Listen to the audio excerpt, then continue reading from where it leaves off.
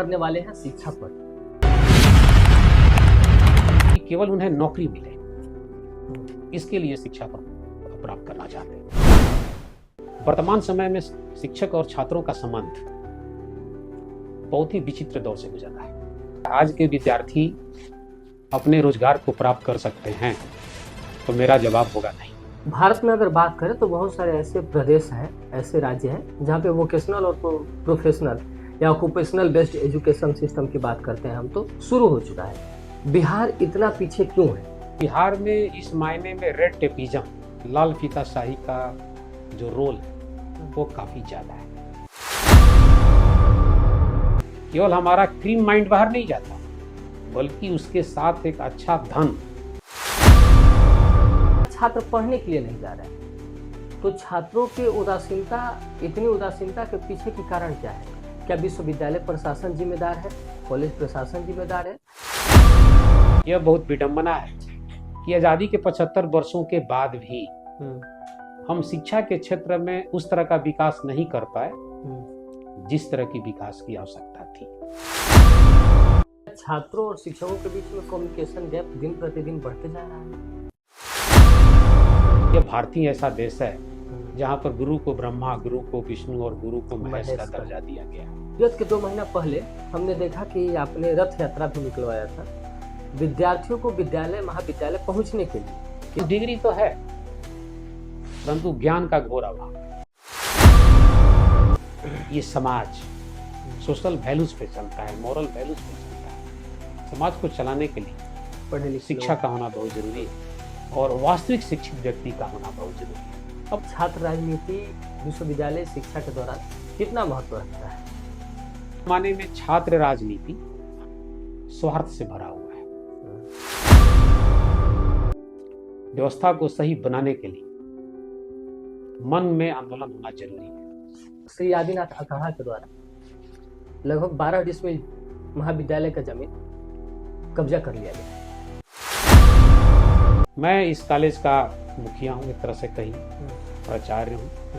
मेरी जवाबदेही बनती है इस महाविद्यालय का प्रत्येक विद्यार्थी खुशहाल है। तो क्या आगे आने वाले सत्र में महाविद्यालय की तरफ से ऐसी योजना है कि विज्ञान के सारे विषयों की पढ़ाई MSc की यहाँ शुरू हो जाए? Bihar is are rich but Bihar is poor. आपके आसपास के रहने वाले बच्चे जो क्लास 10th में हैं, तो हमारे बक्सर के प्रतिष्ठित कोचिंग मैथमेटिक्स ट्यूशन सेंटर ने इस बार क्लास 10th के बच्चों के लिए तैयार किया है स्पेशल क्वेश्चन। पिछले 10 वर्षों के क्वेश्चन पर रिसर्च करके इस बार बिहार बोर्ड में आने वाले क्वेश्चनों का एक PDF स्क्रीन पे दिए गए नंबर पे आप संपर्क कर सकते हैं और आप वहां पर बात कर सकते हैं। अगर आप इस चैनल का नाम रखते हैं तो आपको एक विशेष छूट भी दी जाएगी और आप बेहतर कर पाएंगे। धन्यवाद। आज हम चर्चा करने वाले हैं शिक्षा पर।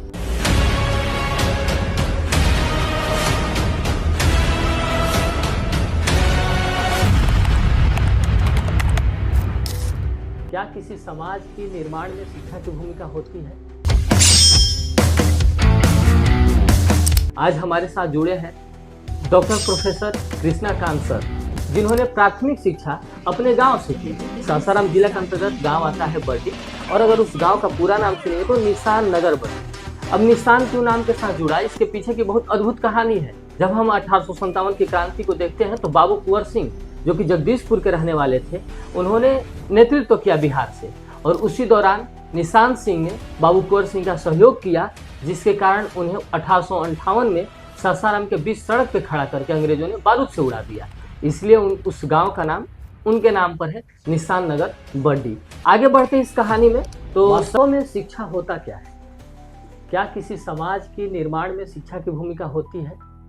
अब इस बात को सुन करके आपको ये अच्छा नहीं लग रहा होगा कि हाँ बिल्कुल होती है, ये कौन सी बात है कि अपने शिक्षा के बारे में पूछ रहा है।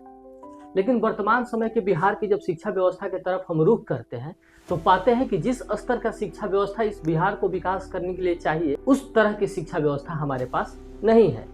आज हम चर्चा करने वाले हैं एक ऐसे अनुभवी शिक्षक से जो कि लगभग 50 सालों का अनुभव है, पठन और पाठन दोनों लेकर के बात करेंगे तो। अगर पढ़ाने की क्षेत्र में बात करें तो लगभग 30 सालों से वो इस क्षेत्र में है। साथ ही साथ हम जानेंगे कि जिस प्रकार से विश्व में कोई भी राष्ट्र, कोई भी देश अगर सबसे आगे है तो उसके पीछे की कहानी बस इतनी है कि उस राष्ट्र का शिक्षा व्यवस्था सबसे मजबूत है, यानी मजबूत शिक्षा व्यवस्था के कारण ही वो सबसे आगे आ पाए हैं। इसलिए हम चर्चा करने वाले हैं मुख्यतः बिहार के विश्वविद्यालय शिक्षा पर। आगे बढ़ते इस कहानी में, तो सर 1996 में एसपी जैन कॉलेज में असिस्टेंट प्रोफेसर के रूप में नियुक्त हुए। अपने बेहतर कार्यशैली के कारण विश्वविद्यालय में इंग्लिश विभाग के एचओडी बनाए जाते हैं। साथ ही साथ वर्तमान में बिहार विश्वविद्यालय आयोग के द्वारा प्रिंसिपल प्राचार्य के रूप में नियुक्ति हुई और सबसे पहला कॉलेज मिला है बक्सर। उनके साथ आज हम बैठे हैं। नमस्ते सर। प्रणाम प्रणाम, बहुत बहुत धन्यवाद आपका। सर, आज हम आपसे एक बेहतर चीज जानने वाले ये हैं। सबसे पहले हमारा सवाल ये है कि आप 1996 में नियुक्त हुए हैं, लगभग 29 साल हो गए आज के समय से, और इससे पहले आप लगभग 20 सालों तक शिक्षा के क्षेत्र में जुड़े होंगे, जिसके बाद आपकी नियुक्ति हुई। तो क्या बिहार के विश्वविद्यालय शिक्षा में प्रगति हुआ है, बढ़ोतरी हुई है, या कुछ घटा हुआ है? वर्तमान का शिक्षा व्यवस्था जितना बेहतर होना चाहिए उतना बेहतर नहीं हो पाया है, या फिर पहले का बेहतर था? देखिए, इसके बारे में मैं अपने अपने जीवन की पढ़ाई से एग्जाम्पल लेना चाहूँगा। 1987 में मेरा मैट्रिकुलेशन हुआ था और जो हमारी प्राथमिक शिक्षा थी सासाराम के बाल विकास विद्यालय से आरंभ हुई थी। उसके बाद उच्च शिक्षा मेरी BHU बनारस हिंदू यूनिवर्सिटी से मैंने BA MA और PhD तीनों की पढ़ाई की। उसके बाद 1 साल मैं इलाहाबाद में रहकर UPSC की तैयारी किया। अगर मैंने अपने पूरे जीवन की शिक्षा को देखूं तो मैं कहूँगा कि प्राथमिक शिक्षा किसी भी विद्यार्थी के लिए अपने जगह से प्राप्त करना एक बाध्यता होती है, और उसी बाध्यता के तहत हमने 10-12 साल की प्राथमिक शिक्षा जो हमारी मैट्रिकुलेशन या इंटरमीडिएट तक हुई, उसके लिए हमने बिहार को चुना क्योंकि हमारे गार्जियन बिहार में रहते थे। उसके बाद उच्च शिक्षा में हमारे पास ऑप्शन था बाहर जाने का, एंट्रेंस एग्जाम के थ्रू उस समय सिलेक्शन होता था, तो आगे की शिक्षा रही। आपने बहुत अच्छा सवाल किया है कि आज की शिक्षा और पहले की शिक्षा में क्या फ़र्क है। मैं यही कहूँगा कि आज की शिक्षा और पहले की शिक्षा में सबसे बड़ा फ़र्क जो है वो है माहौल का। हमारे ज़माने में शिक्षा, संस्कार और व्यवहार, इन तीनों का अद्भुत समन्वय रहा करता था। आज के कमर्शियल युग में शिक्षा संस्कार से पूरी तरह से कट चुका है। आज के विद्यार्थी केवल कमर्शियल फुलफिलमेंट या मेटेरियलिस्टिक फुलफिलमेंट के तहत कि केवल उन्हें नौकरी मिले, इसके लिए शिक्षा प्राप्त करना चाहते हैं। तो शिक्षा का जुड़ाव अगर सीधे रोजगार से हो, परंतु शिक्षा वही हो, सवाल यहाँ पे ये है कि जो हमारा ट्रेडिशनल शिक्षा था, जो हमारा कन्वेंशनल शिक्षा था, उसके सहारे क्या आज के विद्यार्थी अपने रोजगार को प्राप्त कर सकते हैं? तो मेरा जवाब होगा नहीं। तो इस दृष्टि में शिक्षा के क्षेत्र में व्यापक बदलाव हुआ है, परंतु बिहार जैसे प्रदेश में आज भी पुरानी शिक्षा पद्धति, जो हमारी ट्रेडिशनल पढ़ाई होती थी, BSc, BA, BCom, MSc, MA, MCom, तो जब तक हम वोकेशनल शिक्षा के प्रति अग्रसर नहीं होंगे, शायद हम अपने प्रदेश के विद्यार्थियों के साथ न्याय नहीं कर पाएंगे। ये सबसे बड़ा बदलाव है और इस बदलाव को समझना होगा। हम समझें, विद्यार्थी समझें, और जो हमारे पॉलिसी मेकर्स हैं, जो नीति निर्धारण करने वाले लोग हैं, इन तीनों लोगों को सामने आना होगा और इस चुनौती को कबूल करना होगा। तो इस बारे में हमें जरूर सोचना चाहिए। भारत में अगर बात करें तो बहुत सारे ऐसे प्रदेश हैं, ऐसे राज्य हैं जहाँ पे वोकेशनल और प्रोफेशनल या ऑक्यूपेशनल बेस्ड एजुकेशन सिस्टम की बात करते हैं हम, तो शुरू हो चुका है। बिहार इतना पीछे क्यों है इस चीज में? देखिए, बिहार में अगर शिक्षा का स्तर देखा जाए तो बिहार के विद्यार्थियों का और बिहार के शिक्षकों का स्तर काफी ऊंचा है। जरूरत है व्यवस्था बनाने की। हम्म, क्योंकि वोकेशनल शिक्षा पद्धति हो या प्रोफेशनल शिक्षा पद्धति हो, बीए, बीएससी, बीकॉम की पढ़ाई में बहुत ज़्यादा इंफ्रास्ट्रक्चर की जरूरत नहीं है। परंतु अगर आप बीबीए की पढ़ाई करते हैं, एमबीए की पढ़ाई करते हैं, बीसीए की पढ़ाई करते हैं, एमसीए की पढ़ाई करते हैं, या कोई भी ऐसा कोर्स का संचालन करना चाहते हैं जिससे एम्प्लॉयमेंट जनरेट होता है, हम्म, रोजगार जनरेट होता है, तो उसके पीछे बहुत बड़ा इंफ्रास्ट्रक्चर और प्रैक्टिकल नॉलेज की जरूरत पड़ेगी। बिहार इसी में पीछे रह गया। हम्म, आप कहेंगे क्यों? क्योंकि बिहार में इस मायने में रेड टेपिज्म, लाल फीताशाही का जो रोल है हम्म, वो काफी ज्यादा है। मैं आपको एक उदाहरण देता हूँ। मैं विश्वविद्यालय में भी पदाधिकारी था। हम लोग के सामने बहुत सारे कॉलेजों में बहुत सारे इस तरह के कोर्सेज जो एम्प्लॉयमेंट को जनरेट करते हैं, हम्म, रोजगार को जनरेट करते हैं, खोलने के लिए पेपर्स आते थे। हम लोग इनके आवेदन को फॉरवर्ड करके राज्य सरकार में भेज दिया करते थे। हम्म, परंतु बरसों बीत जाने के बाद भी राज्य सरकार से कोई जवाब नहीं मिलता था। हम्म, तो राज्य सरकार की उदासीनता, मैं तो कहूंगा कि इसमें राज्य सरकार को दोष देना अति आवश्यक होगा, हम्म, क्योंकि यहाँ के विद्यार्थियों के मर्म को उन्होंने नहीं समझा। हमारे विश्वविद्यालय में कई महाविद्यालय से प्रस्ताव आते थे कि बीबीए बीसीए की पढ़ाई होनी चाहिए। हमने अपने यहाँ प्रस्ताव पारित करके हम लोग राज्य सरकार में भेज देते थे, परंतु वहां से कोई जवाब ही नहीं मिलता था। तो चाह कर भी हम लोग नहीं खोल पाते थे। इस मामले में महाविद्यालय और विश्वविद्यालय को लिबर्टी चाहिए, स्वतंत्रता चाहिए कि अपने स्तर से, क्योंकि विश्वविद्यालय स्वतंत्र इकाई होता है, उसको स्वायत्तता होती है, वो इंडिपेंडेंट होता है। विश्वविद्यालय को ही अधिकार चाहिए, उसको मिलना चाहिए कि किसी भी महाविद्यालय में ऐसे कोर्सेज को खोलकर हम उस क्षेत्र के छात्रों की भलाई कर सकें। अगर हमारा विद्यार्थी हमारे यहाँ से ही वोकेशनल कोर्स या प्रोफेशनल कोर्स करेगा तो उसे और राज्यों में जाने की कोई आवश्यकता नहीं होगी। आप समझ सकते हैं कि कितना बड़ा वेल्थ ड्रेन है। यह केवल ब्रेन ड्रेन का उदाहरण नहीं है। केवल हमारा क्रीम माइंड बाहर नहीं जाता, बल्कि उसके साथ एक अच्छा धन जो उसकी पढ़ाई में खर्चा होता है अन्य राज्यों में चला जाता है। क्योंकि हमारे यहाँ सब कुछ है।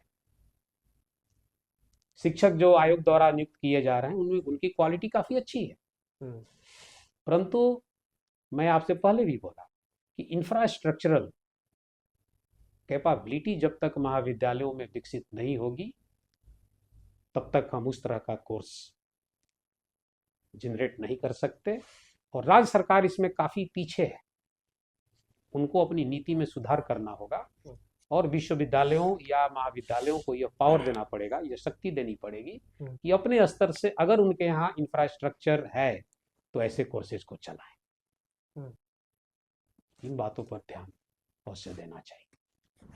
वर्तमान में हम देख रहे हैं ना कि बिहार के 90% जो विश्वविद्यालय है, अगर बिहार में जो आईआईटी है, एनआईटी है, पटना यूनिवर्सिटी है और 2-4 जो प्राइवेट यूनिवर्सिटी हैं उनको छोड़ दिया जाए तो बाकी यूनिवर्सिटी जो है बिहार के, उनके यहाँ छात्र पढ़ने के लिए नहीं जा रहे हैं। तो छात्रों के उदासीनता, इतनी उदासीनता के पीछे की कारण क्या है? क्या विश्वविद्यालय प्रशासन जिम्मेदार है, कॉलेज प्रशासन जिम्मेदार है, या जिस पेरेंट्स के पास वो पढ़ने के लिए घर से निकलते हैं वो पेरेंट्स जिम्मेदार है? देखिए, इसमें सबकी बराबर की जवाबदेही है। जितने जिम्मेवार इस मामले में विश्वविद्यालय को होना चाहिए उतना ही महाविद्यालय को होना चाहिए, उतने ही उन छात्रों के अभिभावकों को भी होना चाहिए। लेकिन सवाल क्या है कि कोई भी विद्यार्थी महाविद्यालय या विश्वविद्यालय क्यों नहीं आना चाहता, इस पर एक बहस होनी चाहिए। आज हम बाजार के दौर में रह रहे हैं, हर चीज मार्केट में अवेलेबल है, केवल कपड़ा या नेसेसरी गुड्स ही अवेलेबल नहीं है, बल्कि शिक्षा भी बाजार में अवेलेबल है, ऑनलाइन माध्यम से, कोचिंग के माध्यम से। तो देखने में बात यह आती है कि वह विद्यार्थी कोचिंग में तो जाता है, ऑनलाइन कोचिंग से जुड़ा हुआ है, परंतु महाविद्यालयों या विश्वविद्यालयों में जहां पर उच्च क्वालिटी के शिक्षक कार्यरत हैं वहां नहीं जाना चाहता। क्यों नहीं जाना चाहता? अगर विद्यार्थियों से सीधा संवाद होता है तो विद्यार्थियों का कहना है कि उस तरह का एजुकेशन महाविद्यालयों या विश्वविद्यालयों में नहीं दिया जाता जो आजकल के बच्चों की आवश्यकता है। यह बात सही भी प्रतीत होती है। अगर आप प्राइवेट इंस्टीट्यूशंस को देख लें, आईआईटीज को देख लें, एनआईटीज को देख लें, या जो प्राइवेट यूनिवर्सिटीज हैं उनको देख लें, तो उनके यहाँ इंफ्रास्ट्रक्चर का बहुत बड़ा एक सोर्स है। और आज का विद्यार्थी जान चुका है कि केवल क्लासरूम टीचिंग से कुछ नहीं होने वाला। क्लासरूम टीचिंग के अलावा अगर महाविद्यालयों में बहुत तरह के professional courses, vocational courses, online courses, online library अगर उपलब्ध हो तो हम भी एक बाजार में अंग बन सकते हैं। बिहार के विश्वविद्यालय या महाविद्यालय अपनी शिक्षा को किस प्रकार बाजार में लाते हैं, यहाँ बात वही चली आती है कि आज भी हम ट्रेडिशनल या कन्वेंशनल शिक्षा के शिकार हैं। आज भी हमारी एजुकेशन पद्धति वही है जो आज से 100 वर्ष पहले थी। यह बहुत विडंबना है कि आज़ादी के 75 वर्षों के बाद भी हम शिक्षा के क्षेत्र में उस तरह का विकास नहीं कर पाए जिस तरह की विकास की आवश्यकता थी। अगर आप सरकारी महाविद्यालयों, विश्वविद्यालयों की बिल्डिंग्स को देखें तो जर्जर अवस्था में। बड़े बड़े अगर प्राइवेट यूनिवर्सिटीज को देखें, आईआईटीज को देखें, एनआईटीज को देखें, तो वो किसी विदेशी मॉल की तरह लगते हैं, क्योंकि वो बाजार के अंग हो चुके हैं। और वैसे संस्थान विद्यार्थियों को अट्रैक्ट करते हैं, अपनी तरफ आकर्षित करते हैं। तो सवाल यह है कि आज हम एक वैश्विक बाजार में अपने आप को कहाँ खड़ा पाते हैं, क्योंकि नॉलेज का स्रोत अनंत हो चुका है। अब नॉलेज का स्रोत केवल क्लास में पढ़ा रहा शिक्षक नहीं है। इंटरनेट के जमाने में यह नॉलेज काफी विस्तारित हो चुका है। यह कोई जरूरी नहीं कि विद्यार्थी एक शिक्षक से ही पढ़े, एक जो ट्रेडिशनल क्लासरूम टीचिंग है उसी से पढ़े। तो सवाल यह है कि इसको मेंटेन रखने के लिए, इसको आगे बढ़ाने के लिए हमें क्लासरूम टीचिंग को इतना अट्रैक्टिव बनाना होगा ताकि विद्यार्थी महाविद्यालयों में और विश्वविद्यालयों में आए, हमसे कनेक्ट हो सके। इसके लिए चौतरफा प्रयास की जरूरत है। क्या छात्रों और शिक्षकों के बीच में कम्युनिकेशन गैप दिन प्रतिदिन बढ़ते जा रहा है, या यही कारण है कि छात्र महाविद्यालय आने में अच्छा फील नहीं करते हैं? देखिए, अगर छात्रों और शिक्षकों के संबंध को देखा जाए तो भारत जैसे देश में, जहाँ की संस्कृति बहुत बड़ी रही है, हम अपनी संस्कृति पे गर्व करते हैं और गर्व करते भी थे। परंतु वर्तमान समय में शिक्षक और छात्रों का संबंध बहुत ही विचित्र दौर से गुजर रहा है। व्यवसायिक होने के कारण शिक्षा, मैं एक बार पुनः कहूँगा कि इस बाजार के दौर में शिक्षक अपने आप को अगर उस रूप में नहीं ढालते हैं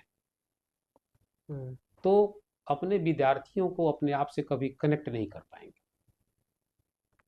आज विद्यार्थी शिक्षकों को नहीं पहचानता, न शिक्षक विद्यार्थियों को पहचानते हैं। रोना रोया जाता है कि विद्यार्थी कॉलेज नहीं आते हैं, विद्यार्थी कहते हैं कि शिक्षक कॉलेज नहीं आते। लेकिन मेरा मानना है कि शिक्षक तो कॉलेज आ रहे हैं, क्योंकि यहाँ से उनकी रोजी रोटी चलती है, उनका बायोमेट्रिक अटेंडेंस बनता है। विद्यार्थियों की कम संख्या चिंता का विषय जरूर है, लेकिन इस बात पर ध्यान देना होगा कि किस प्रकार हम अपनी पुरानी गौरव को लौटा सकें। यह भारतीय ऐसा देश है जहाँ पर गुरु को ब्रह्मा, गुरु को विष्णु और गुरु को महेश का दर्जा दिया गया है। त्रिदेव, एक गुरु में त्रिदेव बसता है। क्या आज वो गुरु अपने आप को असहाय पा रहा है? तो कमी तो दोनों तरफ से आई है। शिक्षक भी सुविधा भोगी हो चुका है, हैंडसम सैलरी पाते हैं। तो कहा भी जाता है कि सुविधा भोगी लोग कभी आंदोलन नहीं करते, सुविधा भोगी समाज कभी आक्रोशित नहीं होता। तो कमियां दोनों तरफ से, तो समय कमियां गिनाने की नहीं है, एक सामने वाले से कनेक्ट होने की जरूरत है। हमें विद्यार्थियों के दर्द को, विद्यार्थियों के मर्म को समझना होगा कि आखिर विद्यार्थी हमसे दूर क्यों होता जा रहा है। सरकार हमें पैसा उनसे कनेक्ट होने के लिए ही देती है, तो ये हमारा फर्ज है। उन विद्यार्थियों से हमारा फर्ज ज्यादा है कि हम उनसे कनेक्ट कैसे हों। इसीलिए आप देखते होंगे कि समय समय पर ऐसे प्रोग्राम कराए जाते हैं, टीचर्स पेरेंट्स की मीटिंग होती है, ताकि उन बातों को उन छात्रों के पेरेंट्स से कन्वे किया जाए कि भाई आपका बेटा आपकी बेटी महाविद्यालय में नहीं आती, विश्वविद्यालय में नहीं आती, नहीं आते हैं, आप इस पर ध्यान दीजिए। तो अगर शिक्षक प्रयास करें, अगर हम उदात मन से, पवित्र मन से प्रयास करें, तो निश्चय ही हम अपने और विद्यार्थियों को कनेक्ट कर सकते हैं, आकर्षित कर सकते हैं, और हमारा महाविद्यालय या विश्वविद्यालय हमारे विद्यार्थियों से हमेशा भरा रहेगा। ये हमारी सोच है। विगत के 2 महीना पहले हमने देखा कि आपने रथ यात्रा भी निकलवाया था विद्यार्थियों को विद्यालय महाविद्यालय पहुंचने के लिए। कितना पहुंचे नहीं पहुंचे वो बात की विषय है, आपसे हम इस पे जानना चाहेंगे। एमवी कॉलेज की एजुकेशन पॉलिसी के लिए आगे की योजना क्या है? क्या नए सत्र में जो बच्चे आएंगे उनको पहले ही इस बात से अवगत करा दिया जाएगा कि आप महाविद्यालय पढ़ने के लिए नहीं आएंगे तो आपकी नामांकन खारिज कर दी जाएगी कुछ दिनों बाद, या आपको एग्जाम में बैठने नहीं दिया जाएगा? दूसरी बात यह है कि क्या बच्चे इस नोटिस को भी सीरियस लेकर के महाविद्यालय पहुंचेंगे या नहीं पहुंचेंगे? क्या इसमें पेरेंट्स और टीचर की दोनों की मीटिंग बुलाई जानी चाहिए और बातचीत करके इस मसला का हल निकाल करके नए सत्र के बच्चों को महाविद्यालय बुलाई जानी चाहिए? आपकी क्या योजना है? देखिए, अगस्त के महीने में मैंने इस महाविद्यालय में योगदान दिया था एज ए प्रिंसिपल, एक प्राचार्य के रूप में। उसी महीने में मैंने सोचा कि भाई इस महाविद्यालय में इतने कमरे हैं और करीब 45 के संख्या में शिक्षक हैं, 55 के संख्या में नॉन टीचिंग कर्मचारी हैं, तो पूरा स्टाफ 100 हो गया। अगर एक स्टाफ पर 2, 3, 4, 5 विद्यार्थी भी आए तो 500,000 की संख्या में विद्यार्थी आ सकते हैं। तो मैंने पाया कि विद्यार्थियों की संख्या लगभग नगण्य है। एक रास्ता मुझे सूझा कि शहर में यह प्रचार कराया जाए कि इस महाविद्यालय में उत्तम कोटि की शिक्षा प्रदान की जाती है, ताकि विद्यार्थी और उनके अभिभावक इस बात से अवगत हों कि एमवी कॉलेज बक्सर इस जिले का प्रतिष्ठित और एकमात्र महाविद्यालय है जो डिस्ट्रिक्ट हेडक्वार्टर्स में अवस्थित है। तो मैंने 2 ऑटो रिक्शा पे महाविद्यालय का बैनर लगाकर लाउड स्पीकर से प्रचार करवाया 2 दिनों तक। इसका परिणाम ये हुआ कि बहुत से विद्यार्थी शुरुआती दौर में, करीब संख्या उनकी 1000 होने लगी, तो वे आने लगे, आते थे अपने विभाग में, पूछते थे कि क्या वे लोग नहीं आएंगे तो उनका नामांकन रद्द हो जाएगा। पढ़ने नहीं आए थे, केवल ये पूछने के लिए आने लगे नामांकन रद्द हो जाएगा। तो मैंने कहा कि हाँ, सारे शिक्षकों से, उनके विभागाध्यक्षों से मैंने कह दिया था कि विद्यार्थियों को एक ही जवाब दिया जाए कि आप पढ़ने के लिए आइए, नामांकन रद्द होना या ना होना बाद की चीज है जी। क्योंकि यह इतना बड़ा इंफ्रास्ट्रक्चर, सरकार आपके महाविद्यालय पर लाखों रुपए शिक्षकों और गैर शिक्षकों की वेतन पे खर्च करती है ताकि आपको लाभ हो सके। और मैंने सारे विभागाध्यक्षों को बोल दिया था कि आप उन विभूतियों के नाम गिनाए जो इस महाविद्यालय से पढ़ के निकले हैं। आपको विश्वास नहीं होगा कि इसी क्षेत्र, इसी महाविद्यालय से पढ़कर निकले लोग आज विश्वविद्यालय में फाइनेंस ऑफिसर हैं, कई विभागों के विभागाध्यक्ष हैं, रजिस्ट्रार रह चुके हैं। अभी इस शहर के बगल में गांव है नदाव, जी जहाँ के डॉक्टर मृत्युंजय सिंह हिंदी विभाग के विभागाध्यक्ष हैं हमारे विश्वविद्यालय में। रणविजय कुमार जी। जो इसी जिले के रहने वाले हैं, बेस्ट। इसी महाविद्यालय के विद्यार्थी रहे हैं ग्रेजुएशन के, वे हमारे विश्वविद्यालय के कुल सचिव थे और हिंदी विभाग के अध्यक्ष भी थे। रविंदर राय जो इसी महाविद्यालय के विद्यार्थी थे और कई वर्ष पूर्व हिंदी विभाग के विभागाध्यक्ष थे। इसी क्षेत्र के बगल के गांव के डॉक्टर नागेंद्र कुमार आईआईटी रुड़की में इंग्लिश के प्रोफेसर हैं। तो विद्यार्थी इस बात को जाने कि यह महाविद्यालय कितने विभूतियों को जन्म दे चुका है, क्योंकि जो शिक्षा, तो बात आती है वही कि क्या उस समय की शिक्षा और आज की शिक्षा में फर्क है, तो हाँ है। उस समय ट्रेडिशनल एजुकेशन, जो कन्वेंशनल एजुकेशन था, उसको पढ़कर विद्यार्थी अच्छे पोस्ट पे पहुंच जाते थे।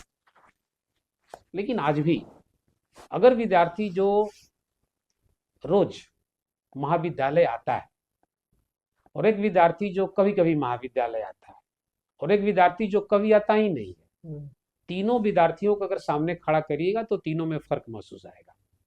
क्योंकि क्लासरूम टीचिंग, कैसे बैठा जाता है, कैसे खड़ा हुआ जाता है, कैसे पढ़ा जाता है, कैसे व्यवहार किया जाता है, ये केवल क्लासरूम टीचिंग ही आपको दे सकता है। घर में बैठकर अपने आप ये भूल जाइए कि जब आप किसी भी महाविद्यालय में दी जाने वाली पढ़ाई आप प्राप्त कर सकते हैं। डिग्री तो आपको मिल रही है, परंतु उस तरह का नॉलेज नहीं मिल रहा है। जी। तो जब तक डिग्री और नॉलेज कागज के टुकड़े के रूप में एक डिग्री आपको दे दी जाती है, उस डिग्री का नॉलेज से क्या संबंध है, जब तक आप इस पर विचार नहीं करिएगा तब तक आप जीवन में सफल नहीं हो पाइएगा। इसीलिए एक बहुत बड़ी तादाद है नौकरी न पाने वालों की, क्योंकि उनके पास डिग्री तो है परंतु ज्ञान का घोर अभाव है। और कंपटीशन में, एंट्रेंस एग्जाम में नॉलेज पड़ती है, नॉलेज की, वहाँ डिग्री का महत्व नहीं है। वहाँ पे आप अगर 3rd डिवीजन भी आप हैं तो you are going to qualify. अगर आप टॉपर भी हैं, अगर वो आपके पास उस तरह का नॉलेज नहीं है, you are going to disqualify. तो इन चीजों को विद्यार्थियों को समझना चाहिए और यही महत्व है क्लासरूम टीचिंग का। पहले का डिग्री महत्व रखता था। जैसे कि हमारे गांव में एक टीचर थे, उनको बीएससी मास्टर बुलाया जाता था। विज्ञान के विद्यार्थी रहे होंगे और बीएससी उन्होंने किया था, बैचलर डिग्री उनके पास थी। तो शिक्षक तो उनको बोला जाता था कि बीएससी मास्टर साहब आए हैं, इस तरह से नाम डिग्री के साथ जोड़ दिया जाता था। आज लाखों बच्चे विश्वविद्यालय से निकल तो रहे हैं, बीएससी करके, एमएससी करके, बहुत सारे बड़े तादाद में पीएचडी भी कर रहे हैं। लेकिन जो उनके व्यक्तित्व में झलकना चाहिए कि विश्वविद्यालय और महाविद्यालय के विद्यार्थी हैं, वो चीज़ें दिन प्रतिदिन बहुत कम होते जा रही है। यानी नगण्य नहीं आप बता सकते कि नहीं ये विश्वविद्यालय के भी छात्र हैं। तो क्या पहले की डिग्री में और अब की डिग्री में अंतर है, या उस क्लासरूम की अंतर हो गया? जिस क्लासरूम में पहले बैठ करके कोई आईआईटी रुड़की चला गया, कोई हिंदी विभाग का प्रोफेसर बन गया, और आज उसी क्लासरूम में बच्चे बैठते तो हैं या नहीं बैठते हैं, नहीं आते हैं, लेकिन कुछ बनते भी नहीं। देखिए, बहुत अच्छा प्रश्न आपने किया है। जो भारतीय ज्ञान परंपरा है, 10 साल का मैट्रिकुलेशन और लगभग 10 साल का हायर एजुकेशन, 20 साल। अगर किसी विद्यार्थी का 5 साल की उम्र में किसी वर्ग में दाखिला, किसी कॉलेज में दाखिला होता है, तो अमूमन 25 साल तक उसकी पढ़ाई निरंतर जारी रहती है। आप किसी विद्यार्थी से पूछिए कि भाई तुमने 20 बहुत ही महत्वपूर्ण वर्ष अपने जीवन के तुमने पढ़ाई पर व्यतीत किया है, आज तुम कहाँ खड़े हो? तो आप पाइएगा कि मैक्सिमम विद्यार्थी अपने आप को वहीं खड़ा पाते हैं। अगर वो 20 साल नहीं पढ़ते तभी वहीं खड़े होते हैं। तो 20 साल का जो ये बहुत बड़ा समय है, आपने इसका मतलब कि व्यर्थ में गंवा दिया। 20 वर्ष के पढ़ाई के बाद भी अगर आप वही खड़े हैं जहां पर आप बिना पढ़े भी खड़े रहते हैं, तो ये क्या विडंबना है, आप समझ सकते हैं। तो मैं हमेशा बोलता हूं कि भाई 20 साल जो रिगरस जो मेहनत है, आप जो कहते हैं कि मैंने मेहनत किया, उसके बाद भी अपने आप को आप कहीं भी ढाल नहीं पाए, कहीं व्यवस्थित नहीं कर पाए, इसका मतलब कि आपकी जो पढ़ाई थी वो सही नहीं थी। तो हम कहेंगे कि ये सिस्टम का दोष है, परंतु ये सिस्टम का दोष होने के साथ साथ विद्यार्थियों का अपना प्रश्न दोष भी है। अपना फील्ड आप चुनिए, क्योंकि आज के जमाने में मैं स्पष्ट कहता हूं कि पढ़ाई के बदौलत पैसा नहीं कमाया जा सकता। अगर मुझे करोड़पति बनना, अरबपति बनना है, तो यहाँ पर प्रिंसिपल बनने की जरूरत नहीं है, किसी इंस्टीट्यूशन में प्रोफेसर गिरी करने की जरूरत नहीं है मुझे। मैं बहुत बड़ा व्यापार करना होगा अगर मुझे जीवन में करोड़पति अरबपति बनना है तो। क्योंकि हम लोग देख रहे हैं कि समाज में दूसरा पास तीसरा पास लोग अरबपति हैं, करोड़पति हैं। एक से एक माफिया आपको समाज में मिलेंगे, जो अपने को बालू माफिया, पत्थर माफिया, कोयला माफिया, शिक्षा माफिया। उनके पास कोई डिग्री नहीं है, कोई नॉलेज नहीं है, परंतु उनके पास पैसे का अंबार है। तो प्रश्न उठता है कि एक पढ़ने वाले विद्यार्थी में और एक न पढ़ने वाले विद्यार्थी में, एक अनपढ़ आदमी में और एक पढ़े में क्या फर्क होता है? तो फर्क होता है संस्कार का, संवेदना का। एक पढ़ा लिखा व्यक्ति संवेदनशील होता है, वो मानव के दर्द को समझता है। एक अनपढ़ व्यक्ति जिसके जीवन में केवल पैसे का महत्व है, उसके पास किसी प्रकार की संवेदना नहीं होती। ये समाज सोशल वैल्यूज पे चलता है, मॉरल वैल्यूज पे चलता है। चंद पढ़े लोग ही इस समाज को चलाते हैं। चंद अनपढ़ लोग पैसा तो कमा सकते हैं, लेकिन समाज को नहीं चला सकते। समाज को चलाने के लिए पढ़े लिखे शिक्षा का होना बहुत जरूरी है, और वास्तविक शिक्षित व्यक्ति का होना बहुत जरूरी है। अपने गांव में भी आप देखते होंगे कि कठिन समय में उन्हीं लोगों को बुलाया जाता है जिनके पास ज्ञान होता है। कहा भी जाता है भाई उनको बुलाओ, उनके पास ये इस बात का नॉलेज जरूर होगा। तो ये विद्यार्थी को समझना होगा कि 25 साल, 30 साल, 20 साल की कठिन परिश्रम के बाद भी अगर हम आदमी नहीं बन पाते हैं, तो कहीं ना कहीं हमारे अपने अंदर भी दोष है। व्यवस्था में तो दोष है ही, अपने आप को भी जिम्मेवार मानना होगा। हम जानना चाहते हैं कि विश्वविद्यालय में राजनीति यानी छात्र राजनीति, छात्र संघ, इन सब का क्या योगदान है? यानी छात्र राजनीति विश्वविद्यालय शिक्षा के दौरान कितना महत्व रखता है? देखिए, किसी भी विश्वविद्यालय में छात्र संघ का होना अति आवश्यक है। बिलकोस यूनिवर्सिटी तो पिछले मैं 2018 इसका मैं जवाब आपको देता हूँ। 7 सालों से मैं खुद बनारस हिंदू विश्वविद्यालय का छात्र रहा हूँ, और मैं वहाँ पे राजनीति से जुड़ा हुआ था।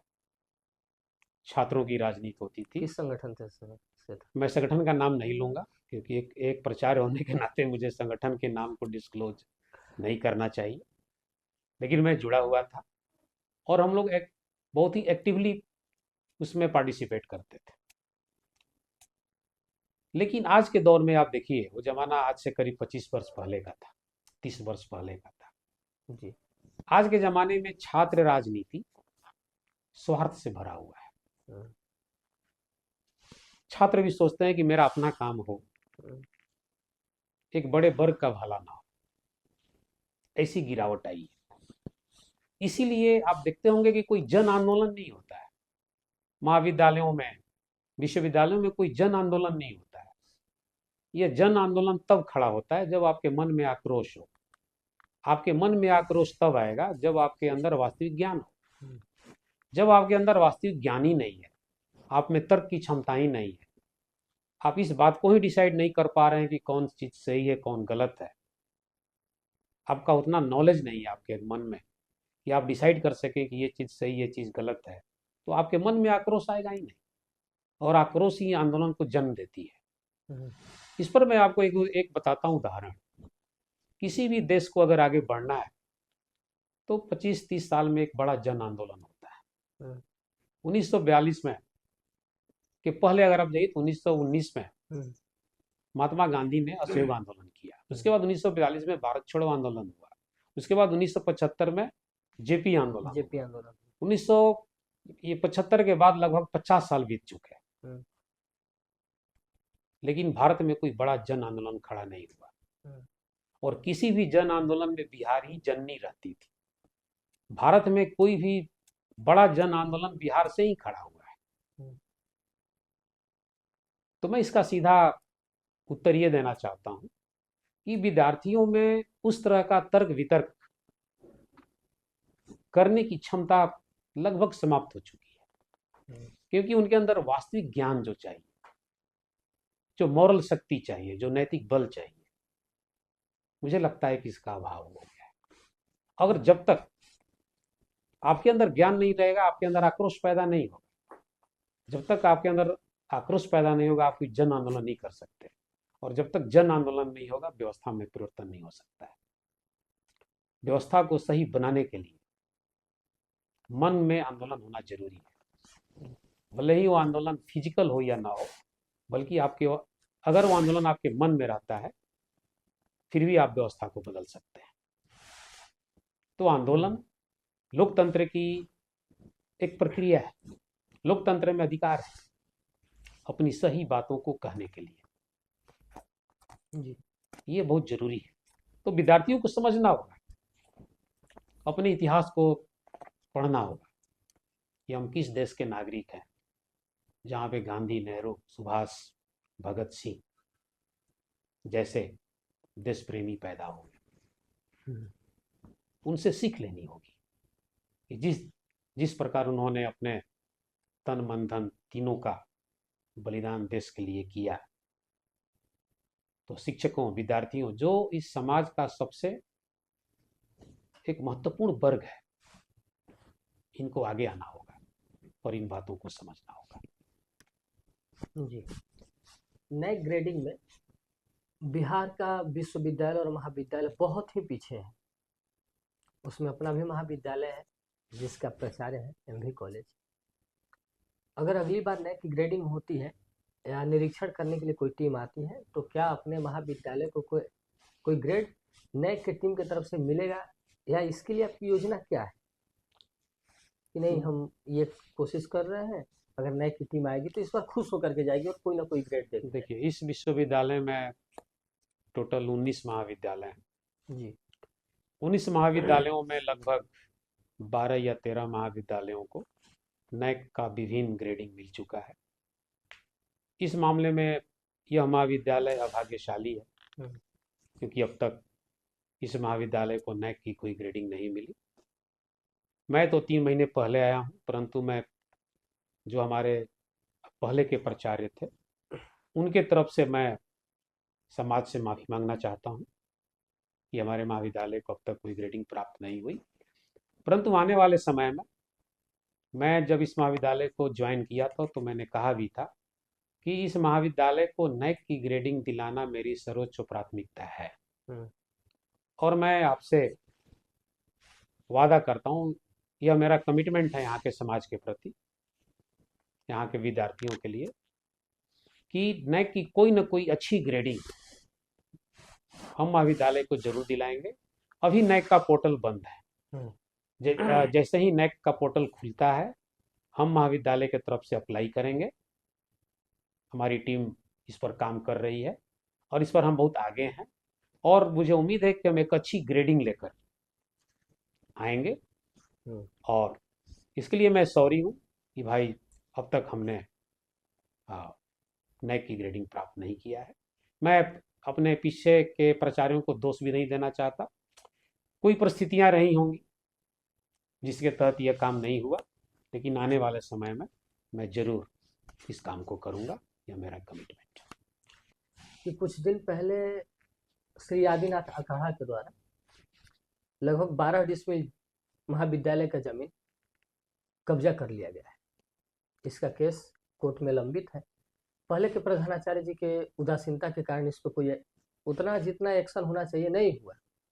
और ये भी हल्ला है कि इस जो केस कोर्ट में है, इस मुकदमे में भ्रष्टाचार से भरा हुआ है। जो कब्जे की जमीन है या कोर्ट में जो केस लंबित है, उस पर आपका एक्शन क्या होने वाला है? देखिए, इस महाविद्यालय को डुमराव महाराज द्वारा जमीन दिया गया था हम्म, और पेपर के अनुसार करीब 10 बीघा जमीन हम्म, डुमराव महाराज ने इस महाविद्यालय के निर्माण के लिए दिया था। हम्म, बाद में साधु संतों के द्वारा इस महाविद्यालय की स्थापना हुई, हम्म, परंतु साधु संतों ने यह समझ लिया कि महाविद्यालय उनका है हम्म, और इसी को लेकर के, या हम कहें तो वर्चस्व की लड़ाई को लेकर के हम्म, इस कॉलेज पर मुकदमाबाजी जारी हुई। हम्म, तत्कालिक प्रधानाचार्य डॉक्टर CS साहा के प्रयास से हम्म, और डॉक्टर कामता चौबे जी के प्रयास से हम लोग मुकदमे को सुप्रीम कोर्ट तक ले गए। सुप्रीम कोर्ट ने स्टे दिया। उसमें डुमराव महाराज का बहुत बड़ा रोल था। उन्होंने इसका शपथ पत्र दिया कि मैंने जमीन महाविद्यालय खोलने के लिए दिया था, न कि किसी धार्मिक न्यास के लिए। तो आज भी सुप्रीम कोर्ट से वो मामला स्टे है। स्थानीय व्यवहार न्यायालय बक्सर में 2-3 मुकदमे चल रहे हैं। हमारे तरफ से इस जिले के बहुत ही सीनियर एडवोकेट पैरवी करते हैं। मैं जब ज्वाइन किया तो महाविद्यालय में जो खाली जमीन है गंगा के बगल में, जहाँ आदिनाथ ट्रस्ट का एक मंदिर है, कहा जाता है कि उन्होंने 10-12 डिसमिल जमीन हमारा लिया है। तो मेरा प्लानिंग ये है कि जब तक वो खाली जमीन है उस पर कुछ ना कुछ होता रहेगा। इसीलिए खाली जमीन पर हम लोग साइंस ब्लॉक बनाने का निर्णय ले चुके हैं। हमारा वो 6 ताला बिल्डिंग होगा, ग्राउंड +5, जिसमें साइंस के 5 विभाग होंगे, विषयों की पढ़ाई होगी, मैथ, फिजिक्स, केमिस्ट्री, जूलॉजी और बॉटनी। तो जब तक जमीन खाली है तब तक असामाजिक तत्वों द्वारा उस पर अतिक्रमण का प्रयास किया जाएगा। जैसे ही जमीन वो यूटिलाइज हो जाएगी उस पर किसी को मौका नहीं मिलेगा, क्योंकि महाविद्यालय के पास इतने संसाधन नहीं है कि इतने बड़े कैंपस को हम बाउंड्री में तब्दील कर सकें। अगर बाउंड्री दिलाने का प्रयास करें तो कई करोड़ रुपए खर्च होगा। अगर हम उस पर केवल बिल्डिंग बना देते हैं तो हमारा वो यूज में भी आ जाएगा, बच्चे पठन पाठन करेंगे, बच्चे खेलेंगे, तो स्वतः ही वहां से अतिक्रमण समाप्त हो जाएगा। आज के डेट में जो भी जमीन हमारे पास है वो महाविद्यालय के कब्जे में है। आदिनाथ ट्रस्ट के लोगों से बात हो रही है कि भाई अगर आपने जमीन हमारा लिया है तो उसको खाली करिए, नहीं तो प्रशासन से मिलकर हम उस जमीन को खाली कराएंगे। महाविद्यालय का 1 इंच जमीन दूसरे के हाथ में न जाए, यह हमारी सर्वोच्च प्राथमिकता है और ये रहे। आप बक्सर के MB कॉलेज के जितने भी छात्र हैं उनके लिए आपका बतौर प्रिंसिपल, इस महाविद्यालय के प्राचार्य, आपका क्या संदेश है? MB कॉलेज के प्रिंसिपल होने के नाते मैं उन सभी छात्रों का अभिभावक भी हूँ जो हमारे यहाँ नामांकित है। मैं उनसे स्पष्ट कहना चाहता हूँ कि अगर वे अपने जीवन को संवारना चाहते हैं तो वर्ग की तरफ लौटे, महाविद्यालय की तरफ लौटे, क्योंकि मैं भी कभी उनके उम्र में रहा हूँगा।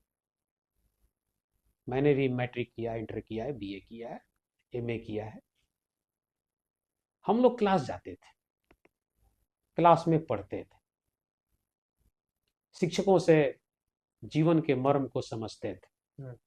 शिक्षक भी ये बतलाते थे कि जीवन बहुत कठिन होता है, जीवन बहुत संघर्षशील होता है, और जिसके जीवन में कोई संघर्ष नहीं है वो विद्यार्थी नहीं है, क्योंकि तपस्या विद्यार्थी का एक गुण होता है। परंतु हो सकता है कि महाविद्यालय में कुछ आधारभूत संरचनाओं में कमी हो, इस बात को कबूल किया जाएगा। मैं ये नहीं कहता कि यह महाविद्यालय में सभी प्रकार की व्यवस्थाएं हैं या यह महाविद्यालय चारों तरफ से परिपूर्ण है, लेकिन जब तक विद्यार्थी आएंगे नहीं, तब तक हम उनके समस्याओं के बारे में कैसे जानेंगे? मैं आऊंगा ही नहीं तो मैं कैसे बता सकता हूं कि यहाँ पर यह चीज नहीं है, वो चीज नहीं। लेकिन मैं देखता हूं एक विद्यार्थी के लिए जो उत्तम व्यवस्था चाहिए इस आधुनिक युग में भी, यहाँ पर एक बहुत ही अच्छी लाइब्रेरी है। 20-25 की संख्या में विद्यार्थी रेगुलर पढ़ते हैं। लाइब्रेरी में 6 पेपर आता है, इंग्लिश हिंदी मिला करके। कई कंपटीशन के मैगजीन्स भी आते हैं। हर विभाग में अच्छे शिक्षक हैं जो पढ़ाना चाहते हैं। और आप ही बताइए, वैसा क्लासरूम जिसमें 300 के करीब विद्यार्थी बैठ सकते हैं, केवल 3 या 4 विद्यार्थी हों, तो क्या किसी शिक्षक को पढ़ाने का मन करेगा? वो खुद ही अपने आप को व्यवस्थित नहीं कर पाएगा, वो इंफीरियरिटी कॉम्प्लेक्स का शिकार हो जाएगा, उसके ज्ञान की कोई उपयोगिता ही नहीं रहेगी। तो मैं विद्यार्थियों को प्रथम सलाह देता हूं कि वो वर्ग में बैठे महाविद्यालय की तरफ लौटे।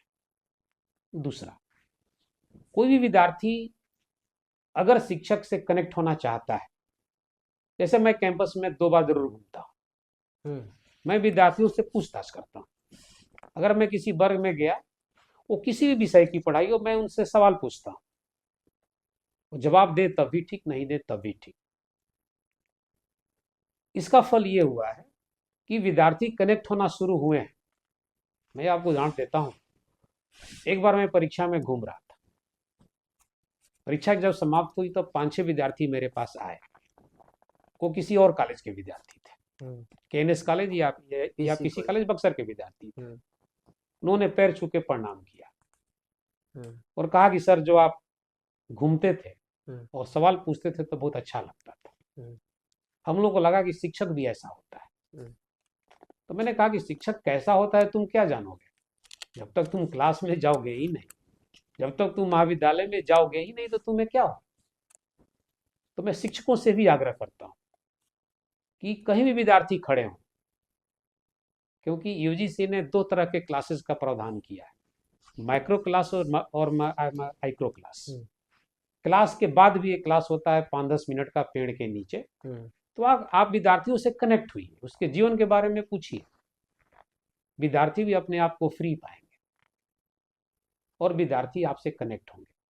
लेकिन यह तभी होगा जब विद्यार्थी हमारे यहाँ आएंगे। इसकी घोर कमी है सर कैंपस में। कोई भी शिक्षक आते हैं, डायरेक्ट इनके चैम्बर चले गए, छात्र हैं तो क्लास में चले गए। मतलब रास्ते में जो मिलते हैं वो उस तरह का कम्युनिकेशन नहीं रहा। हम लोग जब पढ़ते थे, बचपन की बात है, तो नीम के पेड़ के नीचे लास्ट में गिनती गिनवाया जाता था, एबीसीडी पढ़वाया जाता, सामूहिक रूप से जितने भी सारे बच्चे थे सब पेड़ के नीचे बैठता था। तो वो माहौल नहीं रहा है। मैंने आपसे पहले ही बोला कि डिटोरिएशन, जो पतन है, दोनों साइड से हुआ है। मैं कह दूं कि शिक्षक बहुत उदात हैं या शिक्षक बहुत तन्मयता के साथ काम कर रहे हैं और विद्यार्थी उदासीन है, तो यह बात सही नहीं होगी। उदासीनता दोनों तरफ से आई। परंतु अगर मुझे ज्ञान लेना है, अगर मैं विद्यार्थी हूं, तो मुझे आगे आना होगा। और हमारे जमाने में अगर मैं देखूं तो हम लोग प्रॉब्लम्स को लेकर शिक्षक के पास जाते थे, कहते कि सर ये चीज, और हम लोगों में होड़ लगी रहती थी कि शिक्षक मुझे जाने कि मैं एक तेज विद्यार्थी हूं। परंतु आज के विद्यार्थियों में ऐसी बात नहीं, एक दूरी है, एक कनेक्टिविटी नहीं है, जो बहुत ही विचारणीय विषय है। इसके लिए यूजीसी ने एक कैरिकुलम दिया है, उसका नाम है दीक्षारंभ। जैसे ही सत्र की शुरुआत होती है जुलाई में, 10 से 15 दिन का एक कार्यक्रम होगा। उन 10 से 15 दिनों में यह बात दिखाई जाएगी, सिखाई जाएगी कि किस प्रकार विद्यार्थी महाविद्यालय में आए, विश्वविद्यालय में आए, और वो प्रत्येक शिक्षक के बारे में जाने कि हमारे ये मेंटर है। तो आजकल का शिक्षक अगर केवल शिक्षक के रूप में रहता है तो देश का विकास नहीं होगा। He must be a motivator, he must be a mentor, he must be a counsellor. क्योंकि विद्यार्थियों को केवल शिक्षा नहीं चाहिए, बल्कि उसके करियर का कैसे उत्थान हो, उसके जीवन की समस्याओं का कैसे निराकरण, हम्म। जिस मेंटल और साइकोलॉजिकल प्रॉब्लम से वो जूझ रहा है हम्म। उसका निवारण कैसे हो। जब तक शिक्षक विद्यार्थियों को मित्र नहीं मानेंगे और जब तक विद्यार्थी शिक्षकों को अपना बड़ा भाई हम्म। या बड़ा मित्र नहीं मानेंगे, हम्म। इस समस्या का समाधान नहीं हो सकता है। तो मेरा विद्यार्थियों से ही आग्रह है, मैं इस कॉलेज का मुखिया हूँ, एक तरह से कहिए हम्म। प्राचार्य हूँ, हम्म। मेरी जवाबदेही बनती है हम्म। इस महाविद्यालय का प्रत्येक विद्यार्थी खुशहाल हो। वो तभी होगा जो उसके अंदर एक ज्ञान का संचार होगा, हम्म। और ज्ञान का संचार होगा तो निश्चित ही उसमें संस्कार डेवलप होंगे। हम्म। तो पढ़ाई का उद्देश्य केवल नौकरी पाना नहीं, बल्कि एक सफल व्यक्ति बनना है। ऐसा कोई जरूरी नहीं कि मैं नौकरी में हूं तो मैं एक सफल व्यक्ति हूं। No, not at all. मैं बिना नौकरी का भी एक सफल व्यक्ति साबित हो सकता हूं। बिल्कुल सर, कहना चाहेंगे कि जिला मुख्यालय में एकमात्र सरकारी महाविद्यालय है बक्सर का। यहाँ से जब किसी को एमएससी करना होता है या किसी भी विषय में पीजी करना होता है, मुख्यतः 4 और 5 विषयों को छोड़ करके, तो हमें यहाँ से अपने यूनिवर्सिटी जाना पड़ता है या किसी अन्य जिला में जा करके मास्टर्स डिग्री की पढ़ाई करनी पड़ती है। क्या आगे आने वाले सत्र में महाविद्यालय की तरफ से ऐसी योजना है कि विज्ञान के सारे विषयों की पढ़ाई एमएससी की यहाँ शुरू हो जाएगी, और फिर बीएड, सरकारी बीएड को लेकर के महाविद्यालय की क्या योजना है? इन दोनों बातों पे क्या ख्याल है सर? सरकार के नए निर्देशों के अनुसार बीएड कॉलेजेस या बीएड डिपार्टमेंट की स्थापना वही होगी जिस कॉलेज को नैक की मान्यता मिल चुकी होगी। नैक का अगर किसी कॉलेज को बी ग्रेड प्राप्त है तो उस कॉलेज में बीएड को खोला जा सकता है, क्योंकि आपके महाविद्यालय में नैक की कोई ग्रेडिंग नहीं है। अतः इसमें हम तभी प्रयास कर सकते हैं जब हमारे कॉलेज को एटलीस्ट नैक की बी ग्रेडिंग मिल जाए। दूसरा प्रश्न है आपका साइंस के विषयों में, विज्ञान के विषयों में स्नातकोत्तर की पढ़ाई के संबंध में। महाविद्यालय से कई बार विभिन्न विषयों में स्नातकोत्तर की पढ़ाई होनी चाहिए, इसके लिए कागजात विश्वविद्यालय को भेजे जाते हैं। इसमें विश्वविद्यालय को कोई अधिकार नहीं है, क्योंकि मैं विश्वविद्यालय का डीन स्टूडेंट वेलफेयर 3 टर्म तक रहा हूं। तो मेरा इसमें जो पर्सनल अनुभव है कि सारे प्रस्ताव राज्य सरकार में भेजे जाते हैं और राज्य सरकार इस पर कोई विचार नहीं करती है।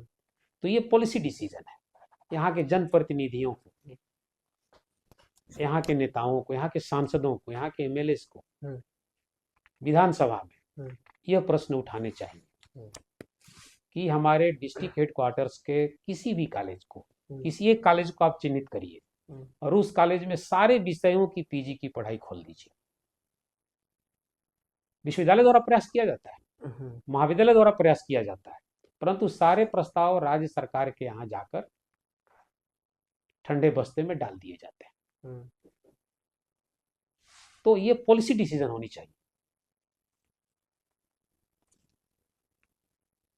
कि भाई कैसे प्रत्येक महाविद्यालय में जो डिस्ट्रिक्ट हेडक्वार्टर का अगर एकमात्र महाविद्यालय हो तो वहां अति आवश्यक है यहाँ के बच्चियां, खास तौर पे जो आधी आबादी है वो 80 किलोमीटर दूर, 70 किलोमीटर दूर कैसे जा सकती है, और उनके पास ऐसे संसाधन नहीं है, इतनी इकोनॉमिक कैपेबिलिटी नहीं है कि वे जाके उन शहरों में रह सकें या उनके गार्जियन अलाउ कर सकें बच्चियों को खास तौर पे कि दूसरे शहर में रहकर पढ़ सकें।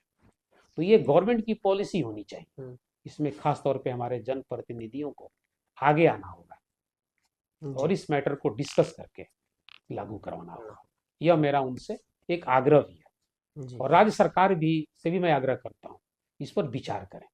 महाविद्यालय प्रस्ताव भेजता है, विश्वविद्यालय प्रस्ताव भेजता है, परंतु राज्य सरकार की तरफ से कोई सही उत्तर नहीं मिल पाता है।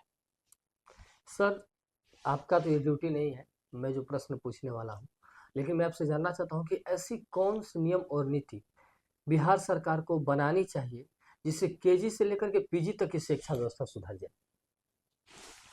देखिए, अगर आप प्राथमिक शिक्षा से लेकर हायर एजुकेशन की शिक्षा तक में सुधार चाहते हैं हम्म। तो प्रत्येक स्तर पर जवाबदेही तय करनी होगी। जी। जब तक आप एजुकेशन को फ्रीवीज की तरफ लाते रहे, हम्म। आप देख लीजिए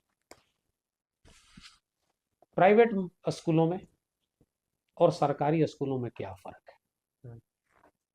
प्राइवेट स्कूल्स में वो कहीं के भी हो, एक सुव्यवस्थित व्यवस्था है रिस्पॉन्सिबिलिटी है उनके पास। क्योंकि वहां पर अकाउंटेबिलिटी है, हम्म। वहां पे एक वर्किंग कल्चर है।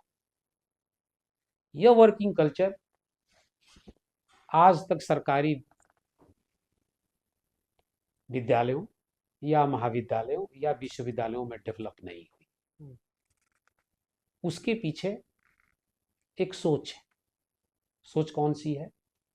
हम उस रीजन में बिलोंग करते हैं जहां पे सरकारी नौकरी पाना जमींदारी का सब्स्टिट्यूट माना जाता है। हम्म।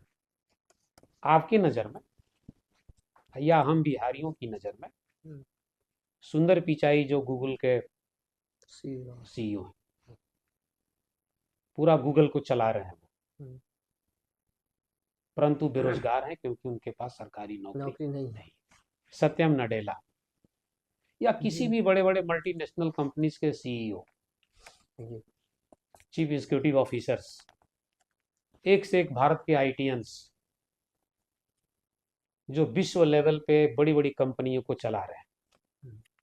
हम बिहारियों की नजर में वो बेरोजगार बेरोजगार है क्योंकि सरकारी क्योंकि नौकरियों उनके पास सरकारी नौकरी नौकरी नहीं। नहीं।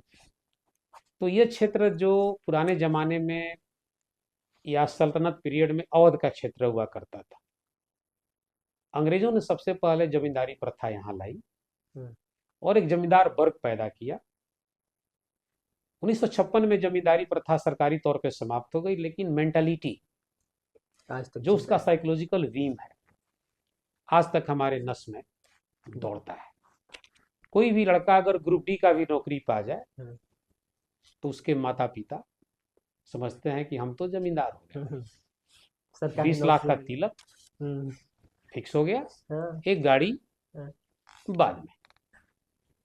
तो जब तक इस मेंटालिटी से हम बाहर नहीं निकलेंगे, आज बिहार में कोई स्टार्टअप क्यों नहीं है?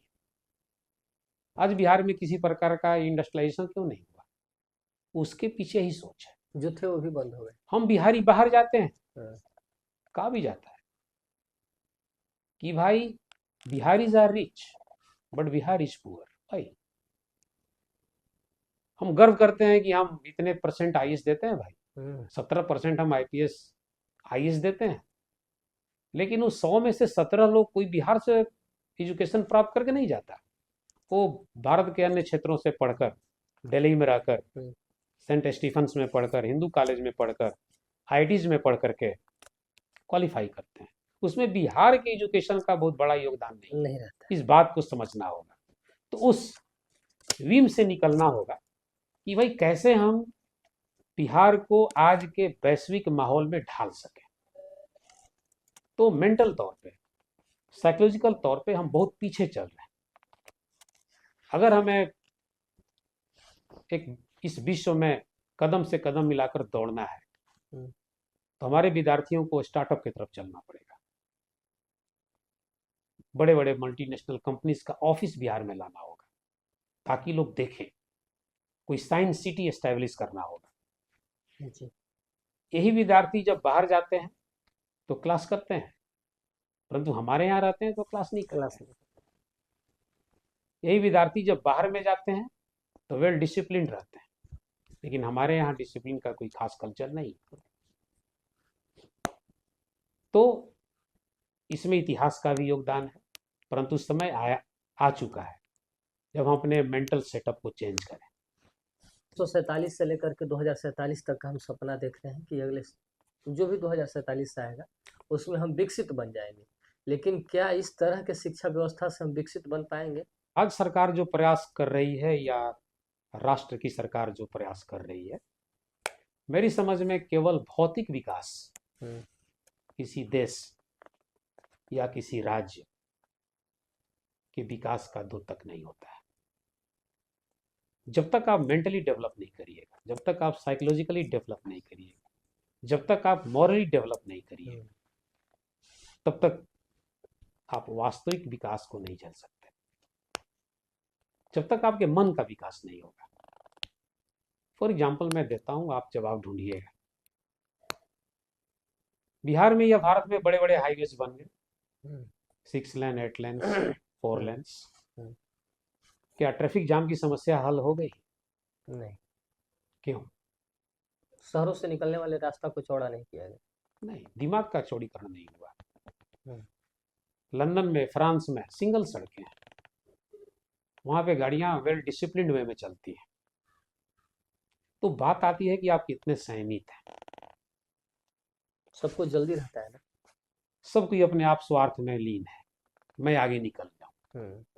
तो सड़क को चौड़ा करने से ट्रैफिक जाम की समस्या नहीं सुलझ सकती, लेकिन जब आपका दिमाग का चौड़ीकरण हो जाएगा, मन का चौड़ीकरण हो जाएगा, आप अपने लेन में चलने लगिएगा, आप एक डिसिप्लिन नागरिक बन जाइएगा, तो सड़कें पतली भी हो तो जाम की समस्या नहीं लगती, कभी होती। नहीं होगी। तो जरूरत है उस नैतिकता को पटल पे लाने का, जरूरत है उस स्वार्थ को हटाने का, जी।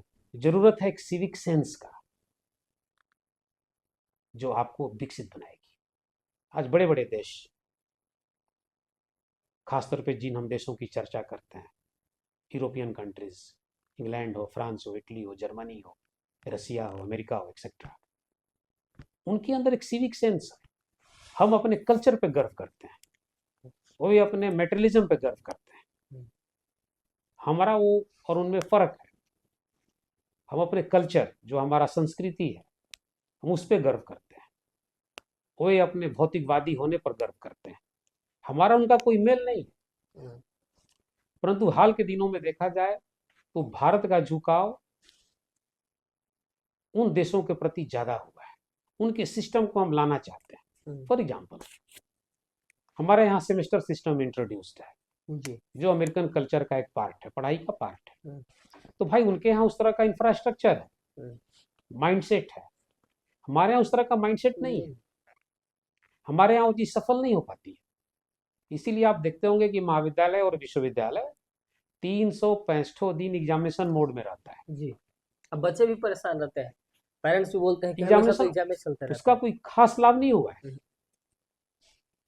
तो एग्जाम बढ़ गया। हमारे देश का जो झुकाव पश्चात की तरफ हुआ है, केवल विकसित घोषित करने के लिए, कि हम उनको नकल करके विकसित नहीं हो सकते, क्योंकि हमारा माइंडसेट दूसरा है, हमारा सेटअप दूसरा है। इसीलिए मैं चाहूंगा कि सरकार को अपने कल्चर पे, अपनी संस्कृति को देखते हुए, और इसमें बहुत अच्छा प्रयास भी है, जो नई शिक्षा नीति 2020 है, इसमें पहल किया गया है, बशर्ते इसको आत्मसात करने के लिए उस तरह का इंफ्रास्ट्रक्चर डेवलप किया जाए। बहुत बहुत धन्यवाद सर, आप हमारे साथ जुड़े और इस सहयोग के लिए। हम लोग दोबारा शूट कर रहे हैं क्योंकि पहला बहुत दुर्भाग्य हो गया, हम लोग के साथ दुर्घटना हो गई। तो खैर, चलिए बहुत बहुत धन्यवाद, और समय समय पर ऐसे प्रोग्राम्स होते रहें जी, ताकि विद्यार्थियों में एक अच्छा संदेश जाए और विद्यार्थी समझें जी कि भाई हम किस माहौल में रहते हैं। और जब तक विद्यार्थी अपना फीडबैक नहीं देंगे, जब तक विद्यार्थी ये कहेंगे नहीं कि ये चीज होनी चाहिए, क्योंकि सुधार की प्रक्रिया तभी होती है जब फीडबैक मिलता है। फीडबैक मिलता है और प्रयास दोनों तरफ से होता है। प्रयास दोनों तरफ से होता है। हमारे पास कोई जादू की छड़ी नहीं है, कोई हमारे पास मैजिकल रॉड नहीं है ये हम लोग सुधार सके, उसमें विद्यार्थियों के सामने आना पड़ेगा। हम किसी को सुन रहे थे तो उन्होंने एक बात बोला था कि शिक्षक को उनकी छड़ी लौटा दीजिए, शिक्षक पहले के छात्रों को और महाविद्यालय में बच्चों को लौटा के ला देंगे वापस। बात सही है। शिक्षक आज अगर आप देखें तो एक अभिभावक किसी बच्चे को आप डांट दीजिए तो शिक्षक को मारने पीटने पर उतारू हो जाता है। तो ऐसी परिस्थिति में आप समझ सकते हैं कि क्या हो सकता है। बहुत बहुत धन्यवाद आपका।